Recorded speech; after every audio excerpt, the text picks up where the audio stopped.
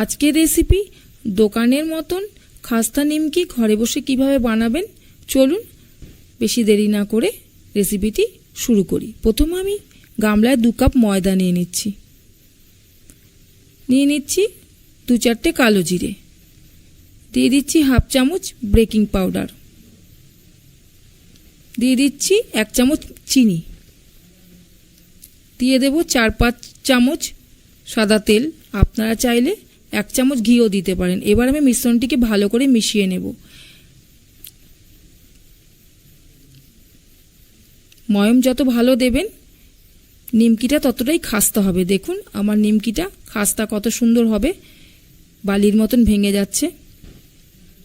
এবার আমি একবারে জল দেব না, অল্প অল্প করে জল দিয়ে ময়দাটাকে মেখে নিচ্ছি।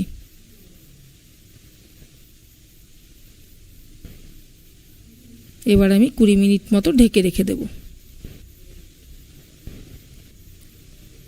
আবার একটু মেখে নিলাম, 20 মিনিট ঢেকে এবার লেচি কেটে নিচ্ছি। লেচি কেটে সুন্দর করে আমি রুটির মতন করে ওটাকে গোল করে বেলে নিচ্ছি। নিমকিতে ময়ম যদি ঠিক মতন হয় তাহলে নিমকি সুন্দর ফোলে এবং খেতেও ভালো হয়। অনেক দিন বাড়িতে কৌটো ভরে রেখে দেওয়া যায়, চায়ের সাথে খাওয়া যায়। দেখুন আমি এবার এটাকে রুটির মতন করে বেলে নিচ্ছি।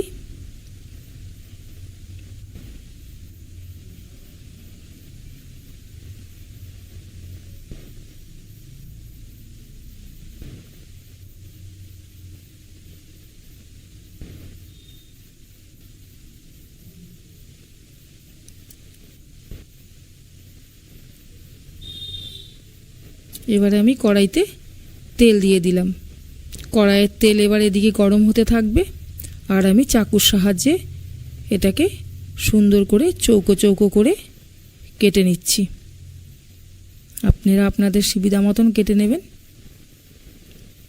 বরফি বরফি করে আমি এটাকে কেটে নেব, চৌকো চৌকো করে কেটে নিচ্ছি। নিমকি টেস্ট হয় সবসময় ময়মের ওপরে। ময়ম যদি আপনি ঠিক মতো দেন তাহলে নিমকি খুব ভালো লাগবে। এবার আমি তুলে একবারে 2-4টে করে করে হাতে তুলে নিচ্ছি।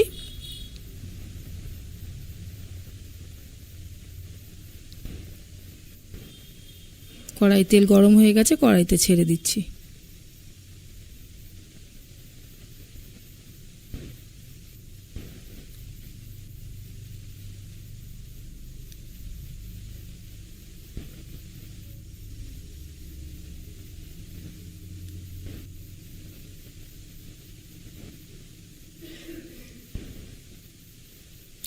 নিমকিগুলো হালকা হালকা করে লাল মতন হবে, নাড়তে হবে ভালো করে।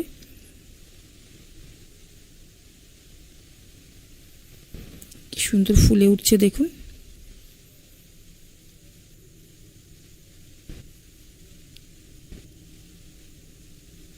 ময়মটা ঠিক হলে পরে নিমকির খাস্তা ভালো হয়, খেতেও ভালো লাগে।